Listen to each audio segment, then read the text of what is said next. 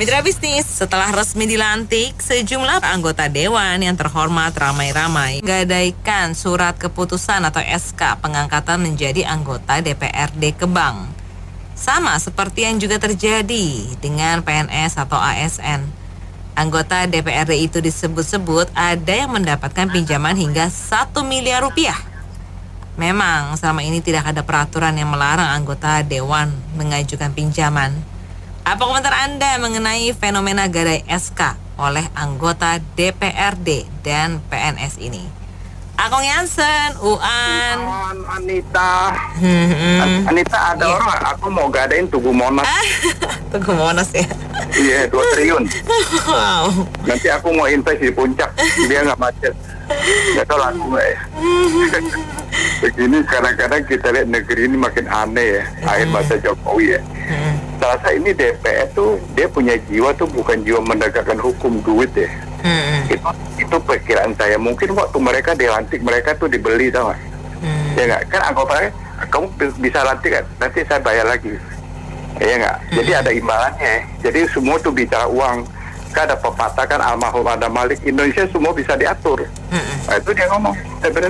Ya mungkin saya yang minjemin juga bukan bank resmi yang gede seperti BCA, Panin gitu ya. Mungkin juga bank koboi itu kok seperti retenir ya nggak? Bukan kan? Coba kita punya nilai, dia punya itu SK bisa nilai berapa sih? Ya nggak? Bisa nilai apa 10 miliar atau 100 miliar kan nggak mungkin dong. Kalau kita minjam ke bank kan, saya punya rumah ya nggak, kan ada agunan kan. Umpama saya ada masalah kan bisa disita, bisa jual. Tapi ini saya juga bingung. Saya di sisi mana itulah bawahan semua lah, bank-bank yang gelap, bank koboi itu, bank preman. Benar yang nekat, bunga bisa 20%, ya nggak? Walaupun dia masalah, nggak ada nilainya, cuma selembar kertas ke materai gitu. Ya gitulah, kita punya istilahnya orang bilang dewan terhormat, saya sih bilang nggak terhormat lagi tuh, biarin aja. Udah kacau balau tidak. Ya cuma pandangan saya begitu aja, bukan bank resmi dah, itu bank preman tuh lah, bank yang jago-jagoan tuh istilah koboi begitu. Ya terima kasih. Katanya ASN tuh kalau ngegadein surat itu bukan karena apa-apa, dia pengen beli rumah ya terpaksa menggadaikan. Ya tidak apa-apa sih, itu bebas-bebas saja sih. Gitu. Ya betul. Kalau ujung-ujungnya korupsi ya susah ya, kita harus ada yang disepakati dan maksudnya undang-undang perampasan aset itu kan yang harus didorong terus. Tapi memang agak susah untuk di sampai situ. Dan tadi juga pagi saya nonton di Metro TV ya, itu kan anggota DPR rumahnya kan diganti dengan uang tunai sekarang.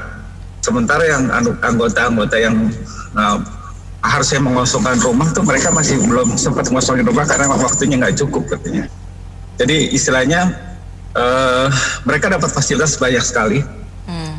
Terus setelah itu juga kebetulan cerita lagi nih, semalam dapat penumpang yang baru menghadiri pelantikan temannya yang jadi anggota.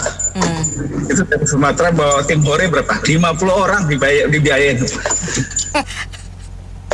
Ya kalau memang misalnya gini, kita nggak mau susut ya.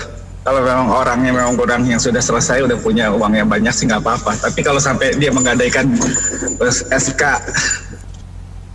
semuanya tahu kalau suatu kecurangan pasti ada suatu yang akan menghukum dia. Setuju. Yang di atas. Ya, karma selalu bicara. Oke. Pasti kan gitu. Lah ya wis lah, masing-masing mengoreksi diri lah. Gitu kan.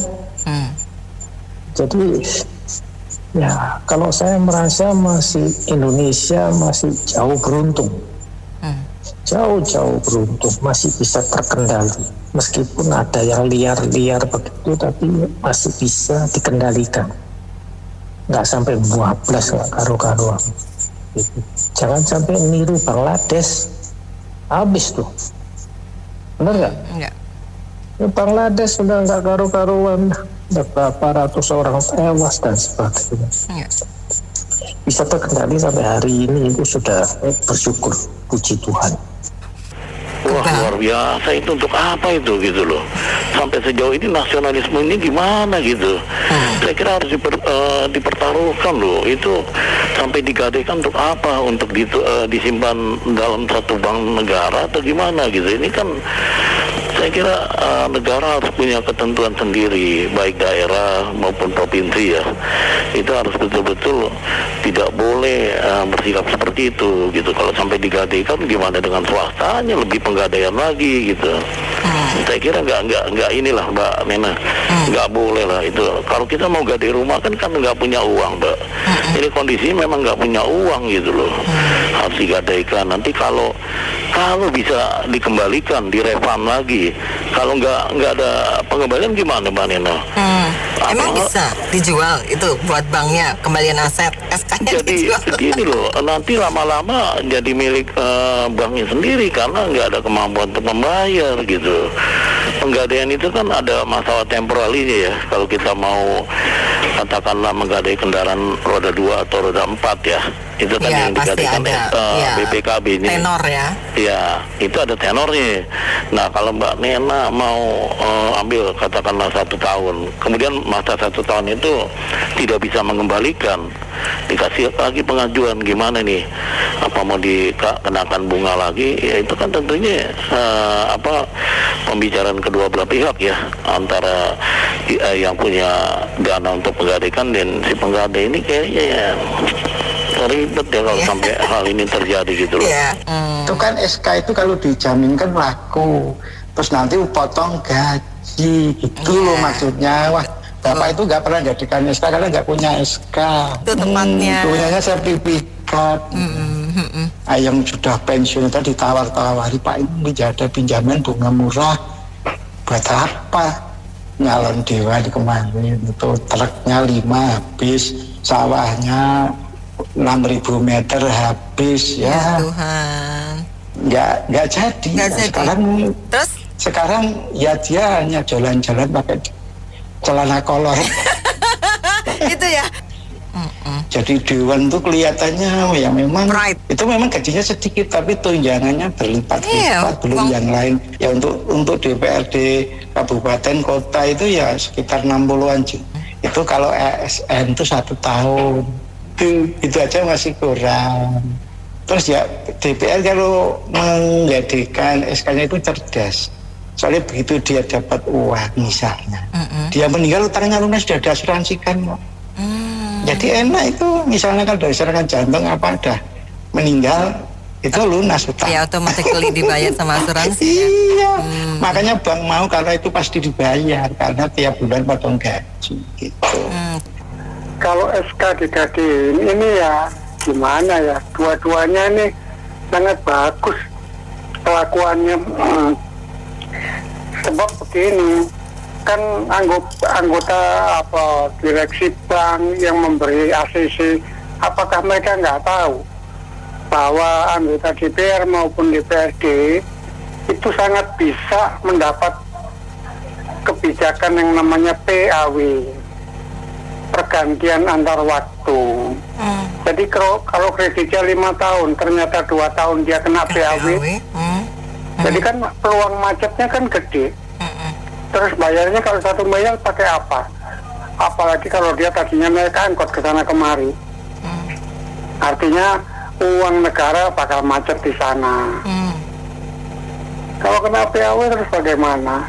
Jadi ini dari perbankannya, tapi bank juga mereka dituntut akan menyalurkan anggaran kreditnya sesuai target. Sebenarnya kalau masalah gadai menggadai itu kan hak setiap individu ya. Cuman yang saya khawatirkan juga dari pihak penerima jaminan itu, kok bisa, maksudnya kok berani-beraninya menerima selembar surat yang itu kan sebuah, ibaratnya kita sekolah, itu kan sebuah penghargaan dari negara untuk para karyawan atau para individu yang mengabdi kepada negara. Seharusnya menurut nggak bisa dijadikan jaminan karena nggak ada nilai jualnya. Makanya saya tadi kan tanya seliquid apa SK itu sehingga bisa dijaminkan. Nah itu terus yang saya bingung juga kenapa pihak bank berani menerimanya. Pertama, yang kedua juga kok si para penggadai ini kok tega gitu menggadaikan surat seperti itu? Apakah mereka nggak malu gitu dengan tetangga, apalagi terhadap diri sendiri dan keluarga? Itu kan semacam pengakuan dari negara bahwa si yang bersangkutan diizinkan untuk mengabdi dalam periode tertentu seperti itu. Kan seperti ibaratnya sekolah gitu kan, dikasih mandat menjabat sebagai ketua OSIS. Tiba-tiba jabatannya digadaikan demi sebuah nasi goreng gitu. Kira-kira malu nggak itu? Mending nasi goreng. Kalau anak-anak sekolah kan paling juga papeda ya kan. Kalau nggak cilok. Tapi nurani sih itu paling nggak muncul lah rasa empati kan dia kan. Iya betul. Jualan ojong. Apalagi yang saling sikut-sikutan, terus pakai duit kanan kiri, bahkan ada juga yang jual beli suara segala macam. Itu kan butuh kerja yang darah kok begitu murahnya demi uang berapa ratus juta. Saya yakin sih bang minjamin sampai miliaran nggak berani sih, paling ratusan juta itu. Iya. Oke. Masih tolonglah dicek kembali apakah segitu rendahnya nilai pejabat sekarang. Iya. Dia bilang apa? Harusnya kan orang yang mau menjadi anggota DPR atau pemerintah harusnya udah selesai. Ya, orang-orang yang masih nyari sampai menggadai-gadaikan itu pasti ujungnya apa? Ya, ganggu dari korupsi. Makanya kan selaras dengan bilang kan harus diberesin semua itu korupsi. Untuk perampasan aset lah harus diberesin kalau supaya jangan ada korupsi. Ujungnya korupsi sih. Itu aja. Emang DPR kita ini kinerjanya apa sih? Pertanyaan gue, bukannya menjadi seorang anggota DPRD itu paling enak ya? Pergi studi banding seperti liburan ya. Yang para anggota-anggota kan bisa beli barang branded pakai uang pajak dari kita gitu. Terus juga kan enak-enakan ke spa ya. Kok sekarang mau menggadai-gadai dia punya surat SK ini sebenarnya tujuannya apa gitu? Jadi ya makin aneh aja lah sekarang kita punya negara ini deh. Nih aduh, para kumpulan tikus lah pokoknya gue bilang dah. Kita punya uang rakyat ya buat mereka gitu kan enak gitu. Kita ditagi-tagi pajak bukan sejahterakan rakyat tapi buat sejahterakan mereka gitu, enak gitu. Jadi ya aduh aku juga nggak tahu lah mau tujuannya mereka apa gitu. Thank you. Ya saya hanya membayangkan ya. Ini yang meminjamkan dana bank itu harusnya banknya juga bank preman itu. Soalnya seingat-ingat saya itu dulu saya dianalis kredit ya. Ada anggota DPR yang datang mau kredit mobil sama saya. Namun ditolak semua leasing, nggak ada yang mau ambil. Ini takutnya ini kan yang bikin undang-undang dan mereka kan kebal hukum dan terus ini banknya juga pasti banknya di atas dia lagi nih, bukannya bank biasa-biasa. Bank yang mau meminjamkan uang seperti mereka itu kan berarti mereka itu punya keberanian itu biasanya makannya itu otak harimau. Jadi memang luar biasa sekali beraninya. Dan waduh kalau sampai mereka nggak bayar gimana cara nagihnya kan? Yang bikin undang-undang siapa yang berani gertak dia Bu? Denger aja, waduh ini anggota dewan aja kita udah takut Bu. Iya, bagaimana debt collector berani datang nagih? Ya pada akhirnya kan cuman kayak upeti lah kalau saya bilang sih ya. Itu Bu, seorang analis kredit yang sulit ya mau meminjamkan uang kepada beliau-beliau ini kan mereka adalah ya preman berseragam resmi Bu. Ya, kalau saya fenomena ini hal yang biasa saja. Karena kenapa? Waktu dia naik itu dia pinjam sana sini. Begitu sekarang begitu dia SK-nya ini digadaikan dah untuk ya sebagian membayar utang-utang itu. Ya paling kurang lebih seperti itu. Fenomenanya untuk membayar utang-utang selama waktu dia maju menjadi caleg itu. Fenomena yang mengerikan. Soalnya kan begini, kalau PNS nilai kan disekolahkan sampai profesor itu sampai berbulan bertahun-tahun. Karena PNS gajinya kan kecil.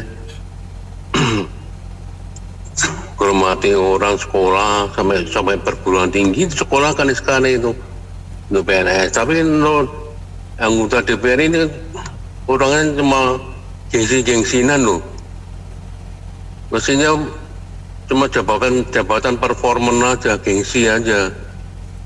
Coba Mbak Mina, saya jadi anggota DPR, tapi itu kan pandangan dari umum, tapi jero ini kan dalamnya kan sama aja itu. Betul, setuju Pak. Pinjam sana, pinjam sini, pinjam sana, pinjam sini. Akhirnya kalau nggak saya nutup ya stres dulu pernah di Semarang itu nyalon wali kota nggak jadi, terus bunuh ke diri. Benar, dalam nggak ada apa-apanya lah. Kalau ingin jadi jabatan pinjam ngapain? Kan kalau pendapat saya loh, kalau saya mandiri, uang saya sekian mandiri lah. Itu kembali nggak kembali kan harus udah ikhlas, memang dia niatnya untuk masuk ke DPR atau DPRD. Denny, saya tuh baru dengar ya kalau SK pengangkatan bisa dijadikan sebagai jaminan atau agunan. Saya baru dengar loh, karena gini, setahu saya pinjaman dengan agunan atau dengan pinjaman di bank itu agunan atau jaminannya itu tuh harus yang dalam bentuk kebendaan. Kebendaan dalam artian ini, kebendaan ini kan memiliki nilai ekonomis ya. Misalkan rumah, tanah, yang dijaminkan itu sertifikat rumah, sertifikat tanah dan sebagainya. Jadi dalam bentuk benda. Karena benda ini kan memiliki nilai ekonomis. Dalam artian bahwa suatu saat nanti kalau si debiturnya ini nggak mampu lagi melunaskan utangnya, jadi bank otomatis menyita rumahnya, tanahnya, begitu. Jadi sebagai penggantinya, gitu kan, gitu. Jadi saya rasa ini mungkin ada kerja. Kalau misalkan ada bank yang mau ya, ini saya rasa ada kerjasama antara bank dengan instansi terkait. Dalam hal ini kan DPRD ya, gitu. Dan biasanya sih itu bank daerah. Misalkannya kalau Jakarta ada bank DKI. Kalau Surabaya, Jawa Timur ada namanya Bank Jatim. Gitu. Tapi biasanya itu skemanya itu seperti ini kerjasama antara si bank daerahnya dengan instansi terkait ya. Dalam hal ini kan DPRD ya. Jadi skemanya gini, jadi gaji setiap bulan secara otomatis gaji per bulan dari anggota DPR tersebut itu dipotong berapa persen kita dari gajinya sebagai cicilan-cicilan per bulannya. Jadi otomatis dipotong dari gajinya. Seperti itu skemanya, sistemnya seperti itu gitu. Jadi yang saya baca di berita Sekretaris Dewan DPRD bicara seperti ini. Oh iya, itu hal yang lazim katanya gitu kan. Yang penting mereka ini anggota DPRD yang mengajukan pinjaman ini harus mendapat surat rekomendasi dari partai politik, gitu kan. Kemudian partai politik juga bilang gini, oh iya itu kan biasa ya. Jadi kami kasih surat rekomendasinya. Hanya yang penting jangan terlalu banyak pinjamannya gitu, jangan berlebihan. Misalnya katanya cukup misalkan 200-300 juta seperti itu katanya sih begitu ya gitu. Dianggap biasa gitu ya. Bagi saya pribadi Bung Benny ya, itu hal ini jangan seperti biasa. Karena apa? Mereka ini adalah wakil rakyat, ya kan? Sebagai wakil rakyat itu harus menjaga integritasnya, ya kan? Jadi itu tuh gini Bung Benny ya, kalau misalkan setiap bulannya mereka gajinya dipotong sekian persen untuk pembayaran cicilan kreditnya, ya kan setiap bulan ya, otomatis kan mereka harus cari pemasukan lain kan untuk menutupi kebutuhannya mereka kan, istilahnya kan, gitu. Jadi istilahnya kalau pemasukannya dari hal yang positif sih nggak masalah. Tapi kalau misalkan pemasukannya dari korupsi, ini kan artinya upaya untuk memberantas korupsi kan nggak pernah akan selesai di Indonesia, ya kan? Jadi mohon maaf ya Bung Benny, kalau misalkan mohon maaf kalau ada partai politik yang bilang begini, mereka yang paling ini rakyat, mereka yang paling ini demokrasi segala macam. Bagi saya semua partai politik mohon maaf sama aja. Aduh, saya sebagai orang awam baru tahu loh Pak, ada kebijaksanaan seperti itu ya. Jadi, aduh, ya aneh banget gitu. Nah, jadi sekarang pertanyaan saya gini, mereka jadi anggota DPRD tujuannya apa?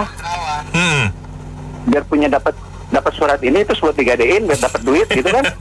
Nah, bener nggak? Iya, kan? iya, logikanya jadi begitu. Betul, salah satunya tadi itu kan. Karena kan katanya kalau lewat pinjol kan repot kan, bunganya gede kan.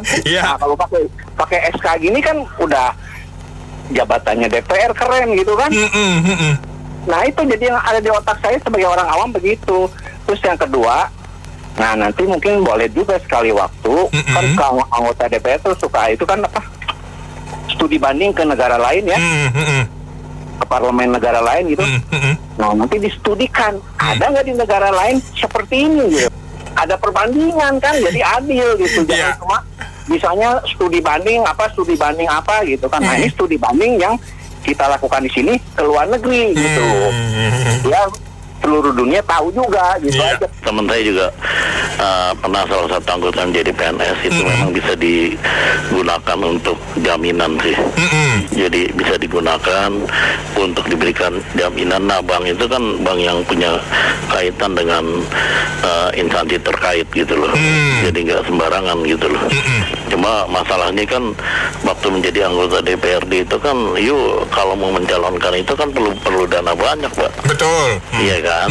Jadi ini kalau udah habis-habisan, uangnya habis, jual rumah, jual tanah, apa segala macam kan harus ada pengembaliannya dong, Pak. Nah, rembesnya kemana tuh? Nah, itu SK aja bisa mumpung belum ada proyek yang bisa diambil atau job yang bisa diambil, ya itulah. Itu jalan pintas sih. Jadi memang kadang-kadang susah. Semua instansi terkait, ya partai semua rata-rata begitu sih. Saya kira itu aja, Pak. Jadi gini, di PRD kita, saya kira ini bukan barang baru, bro. Ini barang lama. Bagi bank, dalam hal ini mungkin kebanyakan bank daerah ya, bank provinsi ya mungkin ya. Ya bagi mereka kan aman. DPRD itu kan penghasilannya udah tetap, pemerintah punya gaji kok. Ya mereka berani aja kasih, lantas dikenain bunga. Ya bagi bank sih aman-aman aja kan, ya nggak bro? Ya kan?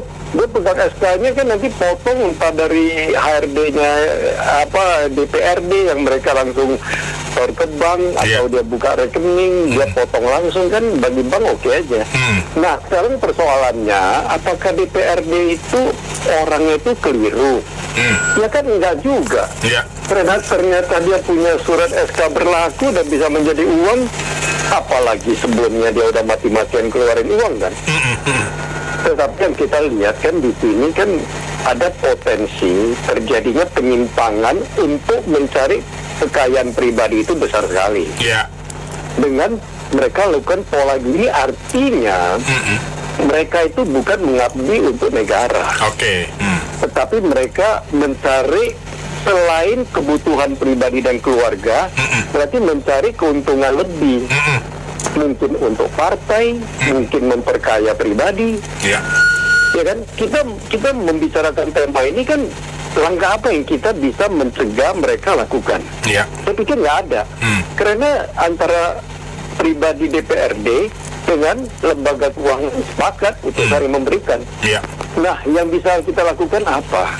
Saya selalu mengatakan setiap kali kita punya tema harus diakhiri dengan apa? Upaya pemberantasan korupsi. Upaya pemberantasan korupsi. Dengan hukuman yang harus benar tegak dan keras. Karena ini dari hulu ke hilir, hulunya kita nggak bisa larang, bro. Yang kita bisa lakukan solusi kan di hilir. Supaya mengurangi atau menimbulkan efek jerah. Kalau sekarang kan enggak, bro. Kumpul-kumpul rame-rame di penjara banyak korupsi dalam 10 orang, bro. 7 sampai 8 orang bikin korupsi. Itu sisanya 1-2 orang itu malu nggak korupsi, bro. Ini kebalik-balik ya, bro.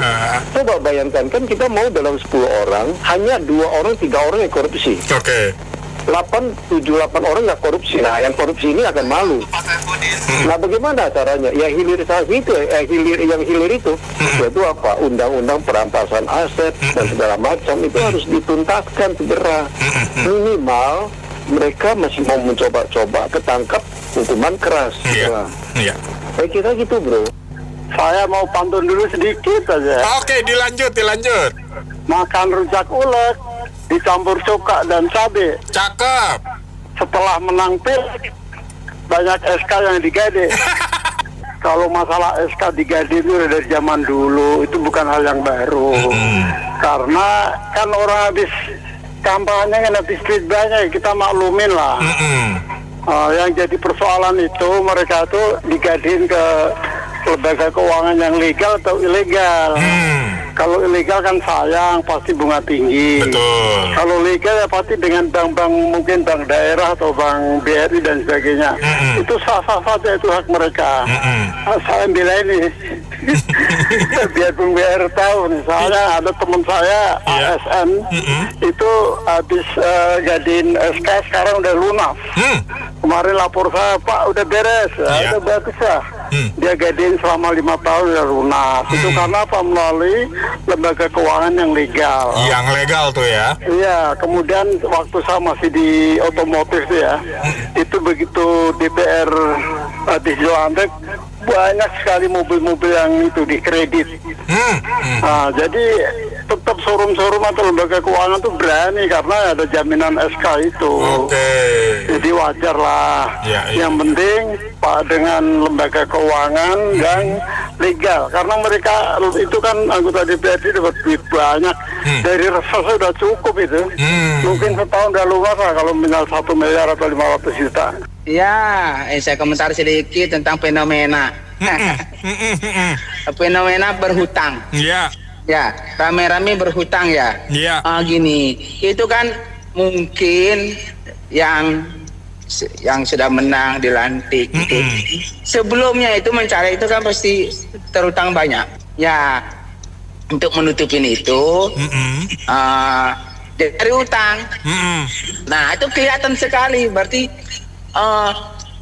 ya caleg-caleg itu atau sekarang jadi anggota DPR tuh, itu banyak terutang. Kalau banyak terutang kayak begitu, mikirnya apa? Gimana caranya menyelesaikan utang? Betul. Gitu dah. Gimana caranya mendapatkan uangnya nih dengan cepat? Nah, sudah begitu. Ya. Kalau dia untuk mendapatkan uang dengan ilegal atau dengan sesuai dengan gajinya dia, tunjangannya dia, it's okay. Nah, itu biasanya untuk menutup utangnya itu ini ya itulah ya kasak kusuk, amplop berjalan baru jalan. Ini ya udah lancar begitu kan Pak ya. Itu ketawa udah ya nggak dipungkirin lagi, pasti seperti itu. Rahasia umum seperti itulah. Amplop berjalan, tanda tangan. Gitu kan kurang lebih Pak. Nah, itulah yang jadi bermasalah di ini kita. Jadi ya seharusnya kalau misalnya dia tuh membayar utangnya dengan kemampuannya dia, dengan cara-cara yang bagus, yang tidak ambil sana ambil sini, itu sih menurut saya hal yang wajar. Itu harapan kita ya kalau dia tuh mau ngutang ya udah ngutang aja, ya bayarlah dengan wajar, dengan uang yang memang uangnya sendiri gitu. Enggak, kalau saya sederhana aja, tidak ada yang salah. Selama ketentuan dan berlaku, itu bisa dipahami. Yang penting tepati janji kepada bank, tepati janji juga kepada rakyat. Itu saja Bang. Ini gejalanya nggak sehat ya. Ada apa mesti pinjam duit kan? Gitu kan? Ada apa pinjam duit? Ya kemungkinan ya nanti gantinya bagaimana tuh? Mau dari mana duitnya mau ganti itu kan? Nah itu gejalanya nggak sehat. Tapi saya nih menyorot proses peminjamannya di bank. Setahu saya pinjam di bank itu harus ada agunan ya. Betul, harus ada borong. Misalnya kalau suatu usaha ya, itu perorangan atau badan, kita kalau pinjam di bank itu pasti ada agunannya. Nah selain agunan, itu mesti lengkapin juga dengan dokumen pendukungnya. Misalnya izin usaha untuk membuktikan bahwa ada kegiatan usaha sehingga bisa mengembalikan utangnya, gitu kan? Walaupun bank itu sudah pegang agunan, bank itu sebenarnya pada prinsipnya tidak menginginkan untuk menyita agunan itu kemudian dilelang kemudian mengambil duit. Itu ya jalan terakhir lah, terpaksa ya. Kalau pinjamannya nggak bisa dikembalikan, maka bank itu selalu mencari bukti pendukung bahwa ada usaha sehingga uang itu nanti bisa dikembalikan. Itu ya. Nah, karena kalau kita lihat ini, yang digadein ini kan SK ya. Itu kan cuma semacam dokumen pendukung ya. Nah, saya nggak tahu nih, apakah ini pas FM ngomong ini benar bahwa mereka mengambil uang itu cuma dengan menggadaikan SK-nya itu, atau memang ada agunan, misalnya rumahnya atau tanahnya gitu ya. Kalau seandainya benar hanya dokumen SK itu, maka menurut saya OJK tidur, nggak bekerja.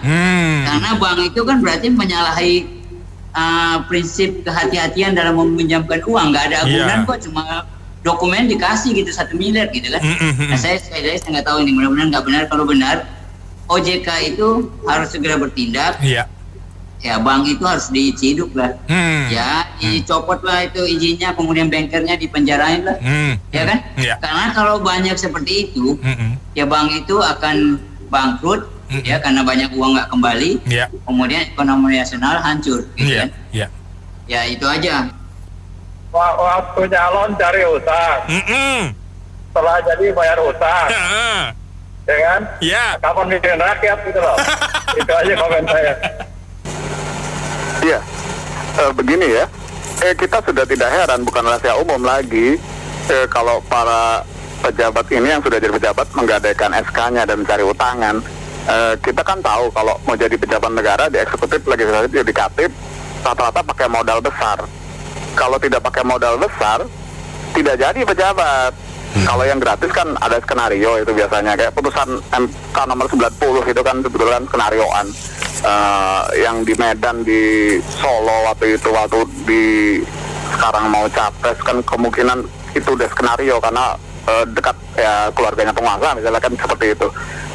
Kita tahu jadi nomor 1 nomor 2 dari dulu memang seperti itu kemungkinannya, dan yang pejabat lain juga kemungkinannya rata-rata seperti itu, walaupun tidak semua, ada sedikit yang jujur. Sebetulnya ini kan sudah melanggar Undang-Undang Dasar 1945 yang nomor 4 kali. Pasal 6A perubahan tahun 2001-2002, di mana syarat pemilu itu harusnya luber ya, langsung bebas dan rahasia dan benar-benar jujur dan adil. Jadi kalau nggak jujur dan adil, tidak terjamin, ya sebetulnya tidak sah atau ilegal jadi pejabat negara. Lagi pula di Undang-Undang Pemilu, Undang-Undang Nomor 7 tahun 2017 itu kan ada di pasal 23 kalau tidak salah ya. Itu tidak larang menggunakan uang. Maksudnya adalah membeli uang kepada rakyat, membeli suara rakyat, atau memberi sembako atau uang kepada rakyat atau bentuk yang lain, atau membeli jabatan kepada panitia-panitianya itu KPU. Itu tidak boleh di Undang-Undang Pemilu. Kemudian seperti itu. Banyak Indonesia akan melihat seperti inilah anggota DPR kita gitu loh. Dimana jadi pejabat belum kerja aja sudah menggadaikan SK-nya untuk mendapatkan uang. Apa yang kita rakyat apa yang bisa harapkan rakyat untuk anggota-anggota kita seperti ini, Pak? Itu cermin dari bangsa kita seperti itu, Pak. Ya, gimana bisa maju bangsa kita, Pak? Itu aja komentar saya. Oh, dari saya sih itu bagus.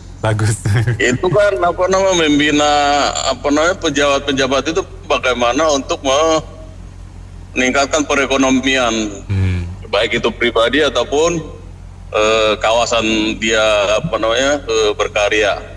Karena kalau dia udah kan selama ini kan ya rakyat kita kan memang butuh biaya untuk dia mendapatkan jabatan itu. Nah, tapi sekarang dia menggunakan apa yang ada sama dia setelah dia udah nggak ada lagi modalnya gitu. Nah, mereka belajar berbisnis sekarang. Nah, untuk meningkatkan bisnis ya memang harus begitu, pinjam dan muterin duitnya gitu. Tapi jangan terlalu korupsi gitu. Kita menekankan bahwa itu fair. Karena apa? Ya bisnis itu emang begitulah. Bisnis bank jalan dan juga ekonomi perputaran duit akan berkembang. Kalau nggak ada duitnya dia mau ngapain? Nah, sekarang kita tanya, apakah saudara-saudaranya bilang, wah itu mentang-mentang pejabat, nggak ada duitnya, nggak ada apa-apanya. Padahal dulu saya gini-gini gitu. Nah, itu kadang-kadang di masyarakat kita belum belum tersentuh itu cara berbisnis gitu. Sementara pejabat-pejabat kita kan logikanya udah semakin tinggi. Nah, kita juga bisnis opinion itu Kita jangan alergi sama pejabat-pejabat yang punya pikiran bisnis seperti itu, tapi jangan terlalu korupsi gitu. Yang penting dia sportif gitu lah ya. Begini toh ya, tadi saya dengar, ini sih udah lagu lama, tau gak? Itu biasa, itu sih, ya tapi saya punya pribadi pandangan sih, ini suatu pencitraan yang kurang bagus, tau gak ya gak? Dia kan, istilahnya dia kan DPRD kan wakil rakyat, bener gak? Kalau begini kan istilahnya hukum kita gimana bisa dijual beli kan? Ya nggak? Itu SK-nya itu berapa nilai? Apakah 10M atau 50M atau 1 triliun? Benar nggak? Nah, kalau kita punya agunan kebanggaan, umpamanya kita punya mobil, punya rumah, punya tanah, benar nggak? Itu kan lain kan banggaan. Nah, itu nilai berapa? Tapi saya nggak tahu deh. Mungkin itu mainan ya mungkin bukan bank gede lah, bank Miun atau bank preman gitu ya. Atau bang cowboy, dia punya bunganya gede, pasti begitulah mainan lah. Ya nggak mungkin jaminannya kamu nanti potong gaji selama dia berjasa, dia pulangin modal waktu kampanye, itu aja, bener dong. Cuma kita di masyarakat tuh kurang bagus, bener nggak? Kok hukum kita bisa begitu? Ya memang hukum kita gitu, mau diapain? Ya nggak? Itu udah budaya. Ya udah gitu. Iya, ada 2 komentar saya. Yang pertama, ini kan DPRD ya. Iya. Daerah. Jadi kalau dia setiap bulan nyicilnya itu 10 juta, saya ngambil marginnya itu yang 1 miliar tadi itu. Kalau 1 bulan dia nyicil 10 juta. 1 tahun berarti 120 juta. 5 tahun 600 juta. Nggak cukup dong 1 miliar. Oh iya. Itu yang pertama.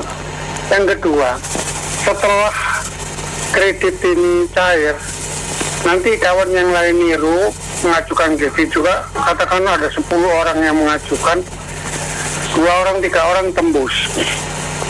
Lalu mereka berkonspirasi membuat perusahaan.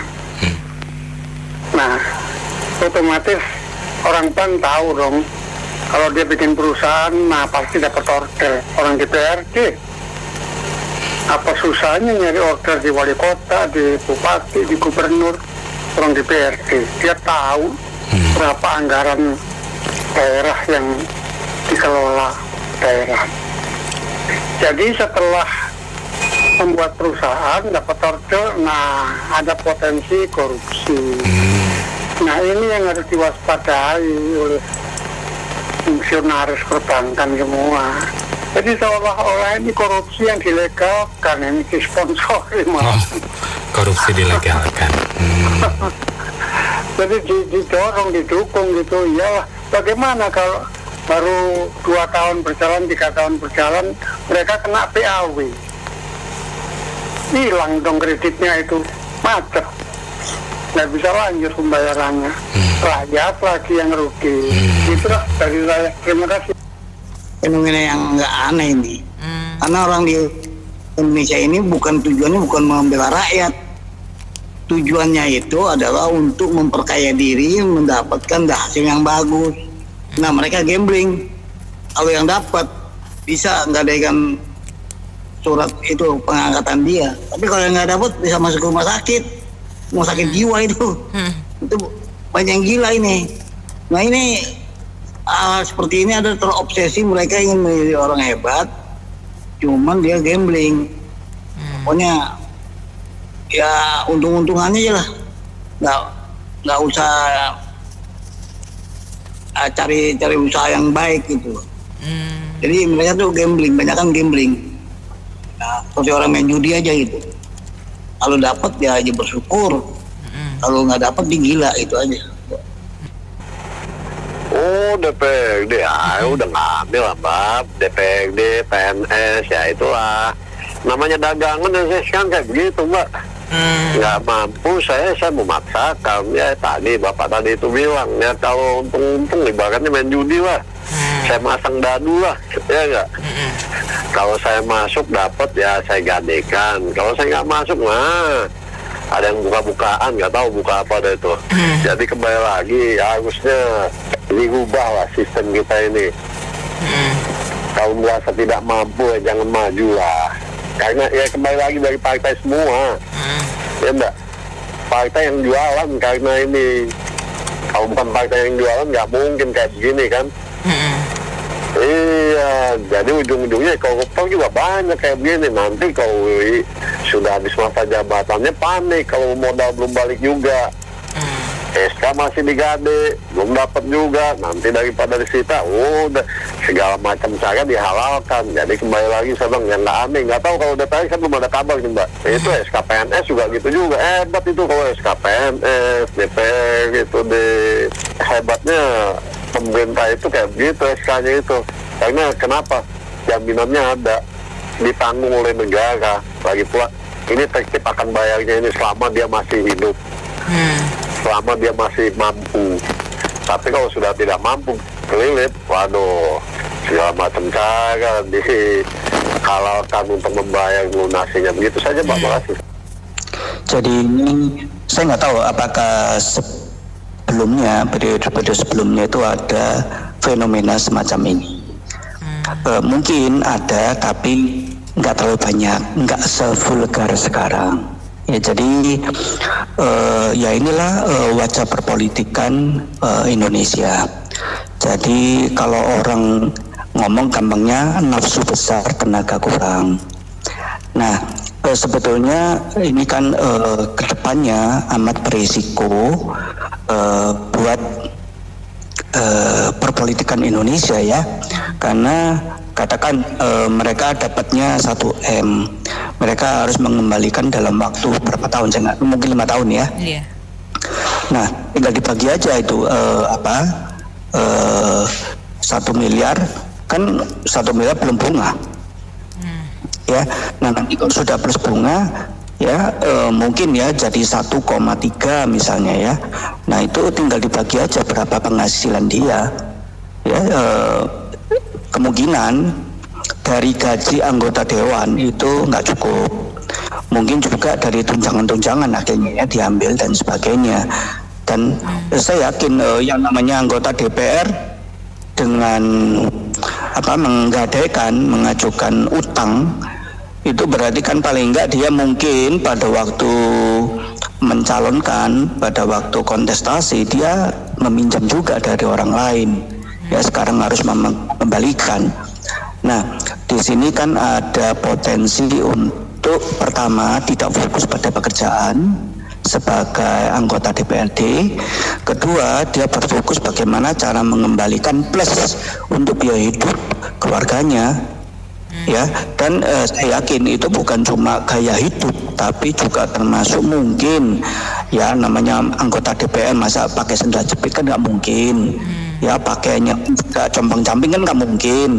Ya minimal dia harus rapi, kelihatan di mata masyarakat itu sebagai wakil rakyat yang katakan mulia atau yang terhormat dan sebagainya ya. Nah lalu bagaimana itu biaya-biaya semua itu? Ya gampangnya kan gitu ya, saya bukan orang keuangan yang nggak ngerti bagaimana cara menghitungnya. Tapi potensi untuk korupsi, potensi untuk jual beli, peraturan-peraturan dan sebagainya itu pasti besar sekali. Ya belum lagi masalah prasana prasini. Ya kita tahu lah yang anggota dewan itu juga banyak sekali yang pinter enggak, tapi akhlaknya banyak yang jelek, rusak, bobrok.